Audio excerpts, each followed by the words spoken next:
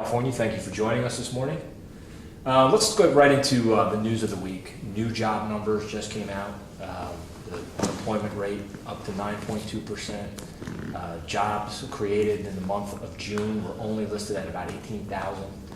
The president took to the Rose Garden after hearing this news, and he said this: "The sooner that the markets know that the debt limit ceiling will have been raised and that we have a serious plan to deal with our debt and deficit, the sooner that we give our businesses the certainty that they will need in order to make additional investments to grow and hire, and will provide more confidence to the rest of the world, they will be committed to investing in America." That's the president's reaction, essentially, that there is an air of uncertainty and that Congress and inaction on the debt limit is what has now put the economy in check. How do House Republicans respond to that? Well, we respond, if you listen to your district, you listen to small businesses. It's the uncertainty, it's the policies of this administration that have driven the jobs away. I mean, if you look from the last stop of the last recession in 2001 to the recession in 2007, small businesses that have 500 employees or fewer added 7 million jobs. Those with 500 or more cut 1 million jobs. The job growth is with small business. If you look in the last 12 months, the startups in America are at the lowest they've been in a decade. It is the policies of this president of overspending, the idea of raising taxes, the fear of taxes being increased, which the president is asking for in this debt limit, is hurting job creation. We really need to be looking at how can we enhance small business growth? How can we end the uncertainty? That would be a fundamental approach where you have Republicans in the House. We have 9 bills that have passed the floor. They create more than 500,000 jobs. You have a Democrat that controls the Senate. It's been 800 days since they've even passed the budget. Knowing this and accepting this position right now, that the debt limit debate on Capitol Hill is sparking uncertainty, you agree with that, and the president has stated it. Why then do we continue to have this stare down? The only uncertainty I think out there is, are we finally going to do something to correct the problem to our debt becoming too large, that the spending will stop? I know the president, Geithner, at the very beginning wanted a debt limit increase with no change. Republicans have pushed for a different direction, one that we rein in the spending and we correct the direction of where America is going. Once that takes place, maybe there will end some uncertainty. Well, both parties are saying that, look, this is a time of tough choices. The president has reportedly put cuts to Medicare and Social Security on the table, yet we hear a lot of Republicans saying absolutely no deal with tax increases. How is it that you're going to reach a deal if the Democrats are saying that they're willing to make some tough decisions, but the House Republicans are not? Look, Andy, this is not a revenue problem. We have plenty of revenue in here. It's a spending problem. You're going to raise taxes when you only had 18,000 new jobs created? You're going to raise taxes on small businesses when they have the lowest startups ever before? Taxes are a job killer. We've got to enhance the job growth to get out of this problem. Senator Cornyn, as late as last week, did talk about the need for more revenues. There were even reports this week that John Boehner, your Speaker of the House, someone who plays an important part in the House leadership that you belong to, has also talked about tax increases. Do you think that ultimately that you will have a deal where there will be tax increases? There will be no tax increases. Tax increases are going to kill job growth. And you look at where our job growth is going, downward.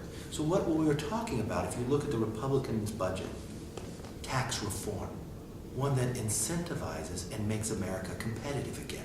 We need tax reform. What's interesting is the president criticizes Republicans about tax loopholes that he put in. The Republicans close the tax loopholes, lower the rate where people can actually compete worldwide, and enhances entrepreneurship and new job growth. That's what we're talking about, a tax reform that allows growth. So on this tax reform, when you're talking about these tax loopholes, what specific tax loopholes would you agree that would be on the table that could be part of the deal? We're willing to talk about them as long as you lower the rate for all the others.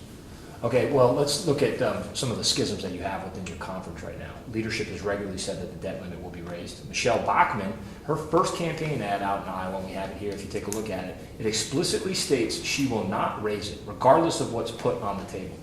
Who better speaks for the majority of the House Republicans? You and John Boehner or Michele Bachmann? And are there others within your conference right now who are going to cause a problem here when it comes to counting the votes on any deal that is reached? Look, we are a microcosm of society. Every single Republican believes that we are spending too much. We sat back and we produced a budget that put job growth. We realize you cannot continue down the path of what this administration is going. That's where the American people are at. So we're trying to rein in spending and make America be able to grow. Do you worry that this is a debate in your party that is starting to be driven by ideology? No. Look, in our party it's driven by principles. Principles that we have, we've never seen a tax increase create a job. We know that America spends too much.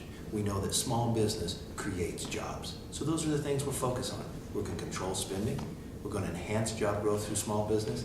And you know what? We're going to become energy independent. That the price of gasoline has gone up too high during this administration. How far would you be willing to push this to get the best deal? We're looking at an August 2nd date that's looming, and this is still has all the ingredients of a stare down, as I said earlier. How far are you willing to push this before? And are Republicans worried about the consequences if you push it too far? Look, what Republicans want to have is one that actually is an agreement that puts America back on the right path, that creates jobs. So at the end of the day, you want something that works right. And we've been working on this for a long time. We're happy that the president's now gotten off the golf course and actually come to a meeting. Well, speaking of people that are walking out of meetings, what about Eric Cantor, who actually walked out of the debt limit talks? What does that say about the current state of the negotiations up on Capitol Hill and some of the positioning that Republicans have done up on this issue?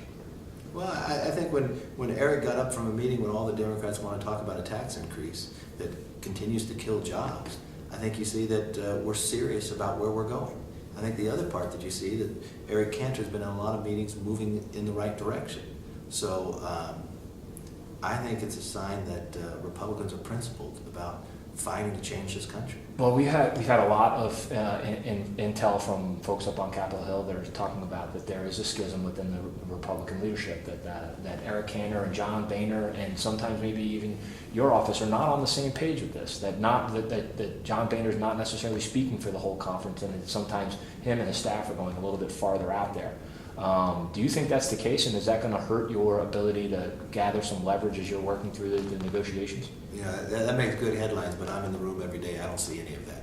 I see a very principled group of Republicans that have been listening to people across the country that are focusing on creating jobs, rein in the spending of this big government, and if I've seen any break, it stems a lot from the Democrats. You know, you look, Reid, it's 800 days, hadn't produced anything. Pelosi, I've only seen her show up in one meeting. I see a great fight between this president and their own leader in their house. And back to the question of the jobs numbers. We've seen since the Republicans have come into the House that many polls have shown that people are looking at Washington and they're saying it's as dysfunctional as ever. That you essentially, and you have the president this week out in the Rose Garden and even some of his top aides saying that the reason that the economy is stalled right now is because they can't get anything through up on Capitol Hill, that Republicans are standing in the way of a lot of progress that this president's trying to make. At what point do Republicans start to take ownership over the weak job numbers as well? That this is essentially Obama's economy, but also House Republicans' economy, that these numbers, that there's a certain level of ownership that you all have since you've come to Congress? Well, in the short amount of time period, it's hard to be able to blame the Republicans if the Senate won't take up the bills. So you haven't had your policies get through to even the president to sign the bills. So this economy is not based on Republicans. Now, if you want to judge us on our work, within 4 months we produced a budget that cut $6 trillion, that would create 1 million jobs, that would make us energy independent. Go to the Senate, that's controlled by the Democrats. It's been since 2009. The president's policies, it's the lowest startups there have been in a decade. So I think there's an opportunity here. If the Senate would move the bills that have come through the House, more than 500,000 jobs could be created. Congressman Kevin McCarthy from California, thank you very much for joining us.